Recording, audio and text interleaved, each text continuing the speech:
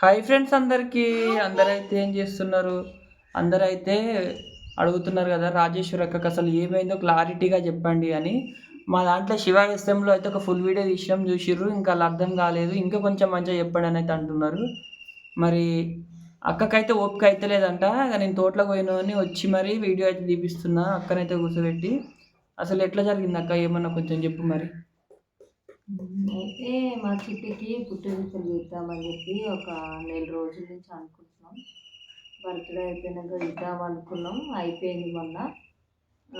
తీయొచ్చంట ఆడపిల్ల పుట్టెంటుకలు ఎప్పుడైనా తీసుకోవచ్చంట. ఒకవేళ అబ్బాయి అయితే ఇట్లా 13 నెలల్లో తీయొద్దంట.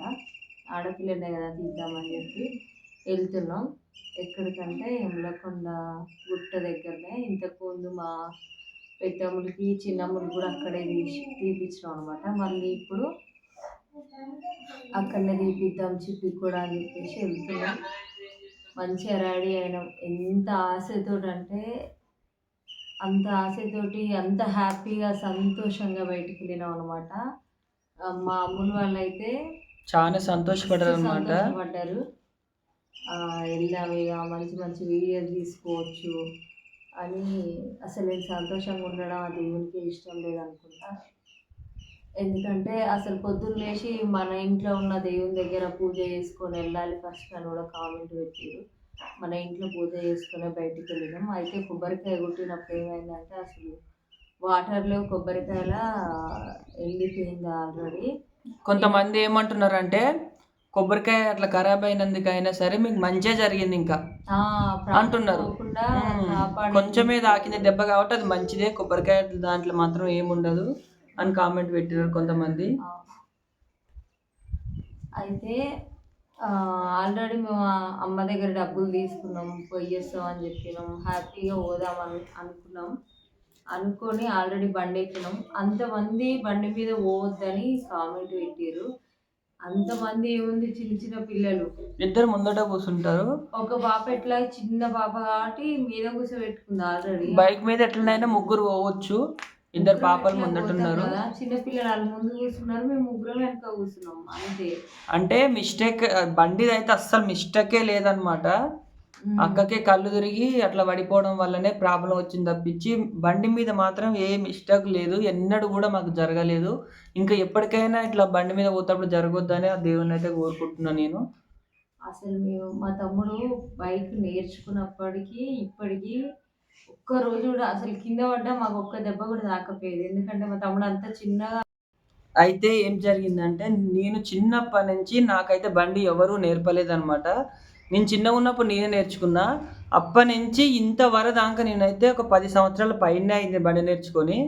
ఒక్కనాడు కూడా కింద పడలేదు. కాకపోతే ఎప్పుడైనా మిస్టేక్ బురద గట్ట ఉంటే జారేది, అట్లనే పడేది. కానీ దెబ్బలైతే ఎంతవరకు ఎన్నడూ తాకలేదు. ఎందుకంటే అంతా దేవుడే చూసుకుండు అనుకుంటా. కానీ మరి నిన్న మేము పోయే టైంకి ఎందుకు ఇట్లా జరిగిందో మాకైతే అర్థం కాలేదు. చాలా బాధ. అంటే మేమైతే 100% హ్యాపీగా ఫీల్ అయితే 200% బాధపడ్డాం అనమాట నిన్న ఎమ్మటే. అంత హ్యాపీగా ఉండు ఆ దేవుడికి నచ్చలేదు అనుకుంటా నాకు తెలిసి అయితే.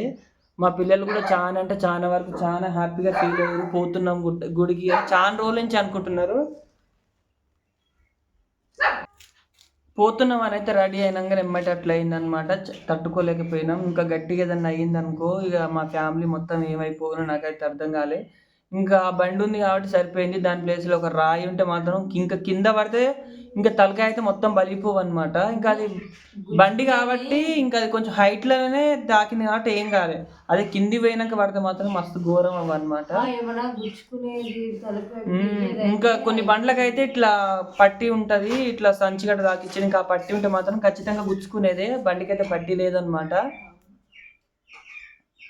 ఏదో ఏ దేవుడు కాపాడిండో తెలియదు. కొంచెం మీ సపోర్ట్ కూడా ఉన్నది, మీ ఆశీర్వాదం కూడా మా మీద ఉన్నది కాబట్టి ఇంకా ఈ మాత్రం అక్క అయితే లేచి కూర్చుని కొంచెమన్నా అన్నం తింటుంది. ఇంకా గట్టిగా అయితే మాత్రం తట్టుకోలేకపోదాం మేమైతే. అసలు బండి ఎక్కినాం, ఎంత హ్యాపీగా ఎక్కినాం బండి అంటే అంత హ్యాపీగా ఎక్కినాం. మంచిగా ప్లేస్ సరిపోయింది. కూర్చున్నాం, ఒక 2 అడుగులు ఏమో వేసినాం అనుకుంటా అంతే. మా ఇల్లు దాటలేదు, ఇంకా దాట ముందుకే నాకైతే ఎందుకు కళ్ళు సిమ్మ చీకటి అయినా అట్నే వెనక పడిపోయినా. పడిపోయే టైంకి వెనక మాదే చిన్న బండి ఉంది, ఆ బండి మీద అట్నే పడ్డా అనమాట. ఏదన్నా దిగేది ఉంటే మాత్రం ఇంకా తలకాయలకు దిగుతుండే. అప్పుడు ఎవరు లేరు, ఏ అమ్మ దేవుడు అందరూ కాపాడిండో ఇక్కడనే ఉన్నారు. ఆ దేవునికి అయితే మేము రుణపడి ఉంటాం అనుకుంటా. మా దేవుడే కాపాడిండు అనుకుంటున్నాను నేనైతే. అసలు మా బార్డర్ ఇట్లా దాటలేదనమాట. మా ఒక అడుగు కూడా అవతలకి ఎట్టలే ఇంకా. మా ఇంటి లోపలనే ఇంకా రోడ్డు మీద పడుంటే సడన్‌గా రోడ్డు మీద పడిపోయుంటే ముందొచ్చే బండికి బ్రేక్ అంటే సడన్‌గా ఎయ్యలేరు గదా! అట్లా వేరే బండి కింద అయినా పడిపోతుండే. కానీ మా దేవుడే కాపాడిండు అనుకుంటా. అట్లనే మీ బ్లెస్సింగ్స్ తోటి ఈరోజైతే మీ ముందు కూర్చొని మాట్లాడగలుగుతున్నా నేను. మొన్నటిదాకా హెల్త్ బాలేదు. హెల్త్ బాలేదనే నేను తోటలోకి పోతలేను.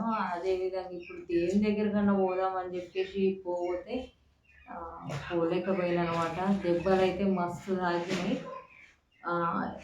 అన్ని దెబ్బలు నాకంత అనిపిస్తలేదు కానీ ఇట్లా మోకాలికి ఇవి మొత్తం దెబ్బలు తాకినాయి. ఒళ్ళంతా నొప్పులే.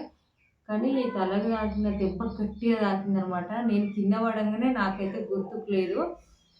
ఇట్లా మొత్తం తిమ్మిరొచ్చినాయి అనమాట చేతులు. ఇట్లా మన కాలు తిమ్మిరొస్తే కదలలేము కదా! అట్లా నా చేతులు ఇట్లా పైకంటే లేస్తలేవనమాట. స్పర్శ లేకుండా అయిపోయింది. చేతులకి తల తిమ్మిరొచ్చి మొత్తం నాకేం కనిపిస్తలేదు. పడిన సెకండే అసలు నేను చచ్చిపోతున్నా మాట విన్నదనమాట. అసలు ఏమైంది చచ్చిపోతుందా అని వెనక తిరిగి చూసిన అంతే. నేనైతే నేను చచ్చిపోయినా అని అంటున్నది. అసలు నమ్మలేకపోతున్నా ఇప్పుడు కూడా నేనైతే. ఈరోజు ఈ టైం వరకు నిజంగా నిన్న నేను చనిపోతున్నానే నా కళ్ళకు కనిపించింది ఆల్రెడీ. ఈ టైం వరకు నన్ను తీసేది రావచ్చు. అట్లాంటి పరిస్థితి ఎదుర్కొన్నా నేను. ఏ దేవుడు కాపాడిండు, మీ బ్లెస్సింగ్స్ ఏనో అర్థమైతలేదు అసలు. నా పిల్లలకి అమ్మ ఉండాలి అని చెప్పేసి ఆ దేవుడే నన్ను రక్షించిండు అనుకుంటా. నేను తొందరగా కోలుకోవాలి. ఇంతకు ముందుకే హెల్త్ బాగాలేదు. ఆల్రెడీ మీ అందరికీ తెలుసు. మళ్ళీ ఇప్పుడు ఇలాంటి పరిస్థితి వచ్చింది.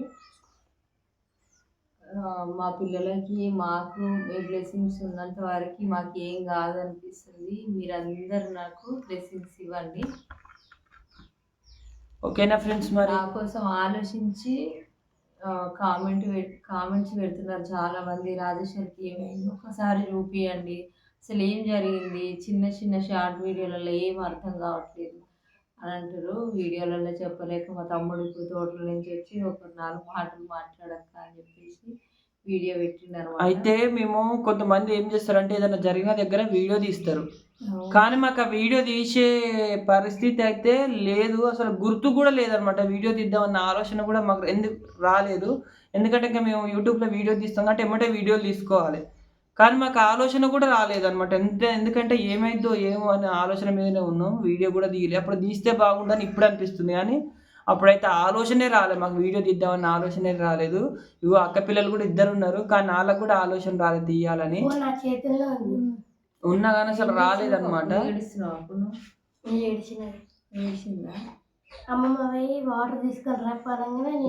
నీళ్ళు తీసుకొచ్చి ఇచ్చింది. అసలు మస్తు అంటే మస్తు బాధ అనిపించింది మాకైతే. తట్టుకోలేకపోయినాం. కళ్ళు తిరిగినాయి. ఒక గంట సేపటి దాకానైతే కోలుకోలేదు.